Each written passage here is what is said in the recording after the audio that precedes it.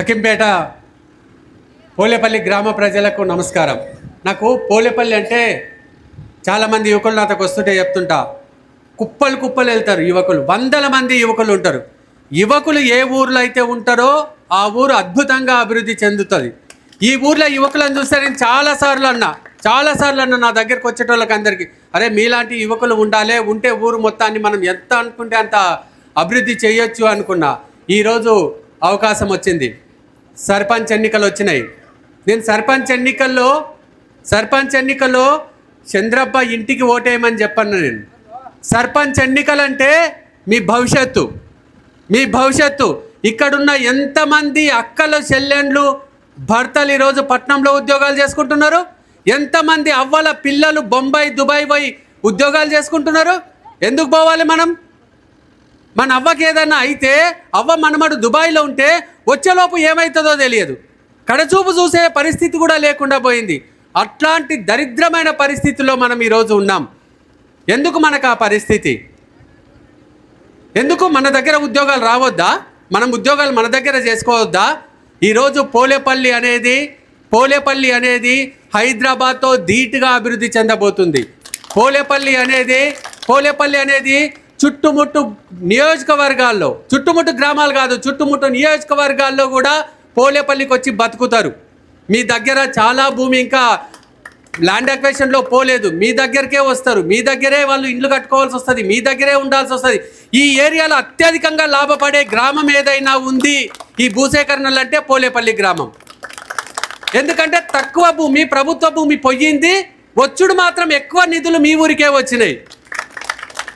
ఎక్కువ ఎడ్యుకేషన్ హబ్లో చాలా ఇన్స్టిట్యూషన్ మీ గ్రామ శివార్లోనే వచ్చినాయి. ఎందుకు? మనం ఏంది చదువుకునేది? మా అంటే ఇంజనీరింగ్ లేదా డాక్టర్. మన పిల్లలు ఇంజనీరింగ్ చదువుకోవాలంటే ఈ పొలిమేరలో చదువుకోవాలి, మన పిల్లలు డాక్టర్ చదువుకోవాలంటే ఈ పొలిమేరలోనే చదువుకోవాలి. మనకు పానం బాగాలేకంటే పట్నం ఎందుకు పోవాలి? పట్నంలో ఉన్న ఉస్మానియా హాస్పిటల్ కంటే పెద్ద హాస్పిటల్ ఇక్కడ వస్తున్నది. పట్నంలో ఉన్న ఉస్మానియా హాస్పిటల్ కంటే పెద్ద హాస్పిటల్ ఇక్కడికి వస్తున్నది. ఇక మనం ఉద్యోగాలు చేసుకోవడానికి పోవాల్సిన అవసరం లేదు, మనం చదువుకోవడానికి పక్క ఊరు పోవాల్సిన అవసరం లేదు, మనం హాస్పిటల్కు పక్క ఊరికి పోవాల్సిన అవసరం లేదు. అన్నీ మీ కాళ్ళ కాడికే వస్తున్నాయి కదా, అన్నీ మీ కాళ్ళ కాడికే వస్తున్నాయి.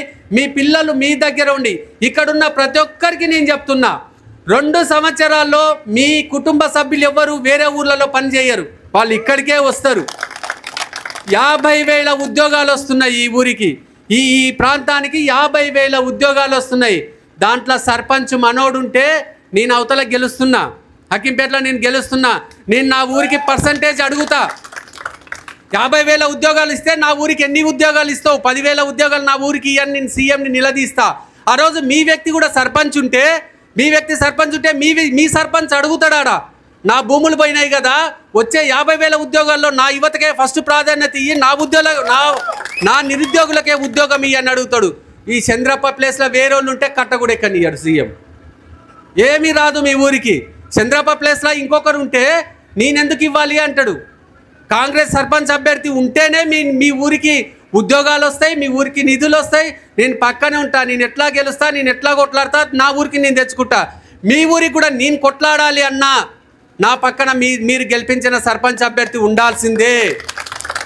లేదంటే రేపు ముఖ్యమంత్రి అడుగుతాడు, ఓట్లే వేయలేదు కదా, సర్పంచ్ని గెలిపేయలేదు కదా, పోలేపల్లికి ఎందుకు ఇవ్వాలి అంటాడు. ఏం సమాధానం చెప్పుకుంటాం అప్పుడు మనం? అంటే మీ పిల్లలు బొంబాయి నుంచి రావాలంటే, మీ పిల్లలు దుబాయ్ నుంచి పోలేపల్లికి వచ్చి ఉద్యోగాలు చేసుకోవాలంటే, మీ పిల్లలు ఎక్కడో మారుమూలకు పోయి చదువుకోకుండా ఇక్కడ చదువుకోవాలంటే, మీకు పానం బాగలేకపోతే గీన్నె పోయి చూపించుకున్నాలంటే చంద్రప్ప కోటేయాలి. మీరు చంద్రప్ప కోటేస్తేనే ఇవన్నీ సాధ్యమవుతుంది. నేను అడుగుతా, ఇంతకుముందు ర్యాలీగా వస్తుంటే అక్కడ వెంకటమ్మ ఇల్లుగా అనిపించింది, బ్యాగర్ వెంకటమ్మనంట. నేను అడుగుతున్నా, ఈ దుర్మార్గులు ఈ 10 ఏళ్ళలో ఒక్క ఇల్లు ఇచ్చిండ్రా పోలేపల్లికి? మీరు చెప్పండి, ఎవరన్నా ఒక్క ఇల్లు వచ్చిందా? ఒక్క డబుల్ బెడ్రూమ్ ఇల్లు వచ్చిందా? అన్ని సిరిసిల్ల సిద్దిపేట అక్కడ కట్టుకున్నాడు. ఇప్పుడు పట్నమోడు వచ్చిండు సన్యాసిగాడు, పట్నం నరేందర్ రెడ్డి ఇక్కడికి వచ్చిపోయిండు కదా, వాడిని అడగాల్సింది. ఎన్నిండ్లు ఇస్తే పట్నం నరేందర్ రెడ్డి? 10 ఏళ్ళులా మా ఊరికి, 5 ఏళ్ళు నీవే ఎమ్మెల్యేవు కదా, ఎన్నిండ్లు ఇచ్చినావు అని చెప్పేసి ఆ వెంకటమ్మ ఇంటికాడికి చెవు పట్టుకొని గుంజుకపోయి వెంకటమ్మ ఇంటికాడికి గుంజుకపోవాల్సింది. బ్యాగర్ వెంకటమ్మ ఇల్లు కట్టుకుంటున్నది చూడు, పేదది ఎంత మంచిగా, దాసరి వెంకటమ్మ ఇల్లు కట్టుకుంటుంది ఎంత మంచిగా ఇల్లు కట్టుకుంటుంది అని చూపించాల్సింది. చెప్పండి, చెన్నై అనంట, చెన్నై ఇట్లా 25 ఇండ్లేమో వచ్చేసినట్లున్నాయి ఈ ఊర్లో. 30 ఇండ్లు వచ్చినాయి. ఒక్క సంవత్సరంలో 30 వచ్చినాయి. 5 సంవత్సరాల అధికారం మనది. 5 × 30 150 కొత్త ఇండ్లు ఈ ఊరికి వస్తాయి. ఒక్క పూరి గుడిసె ఈ ఊళ్ళో కనిపిస్తుందా? ఒక్క పూరి గుడిసె ఈ ఊళ్ళో కనిపిస్తుందా? ఒక్క పూరి గుడిసె కనబడలేదు.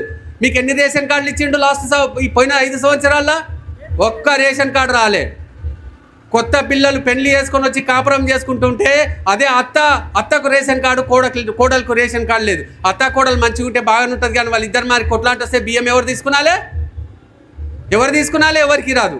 ఇప్పుడు చూసిర్రా, రేషన్ కార్డు అడిగిన ప్రతి ఒక్కరికి రేషన్ కార్డు వచ్చింది. ఎవరు రేషన్ కార్డు అడిగితే వాళ్ళకి రేషన్ కార్డు వచ్చిందా? ఇంకా మీకు కావాల్సిన ఇంకా రేషన్ కార్డులు వస్తాయి. ఏ గంట మీరు ఒక్క రోజులో మీకు రేషన్ కార్డు వస్తుంది.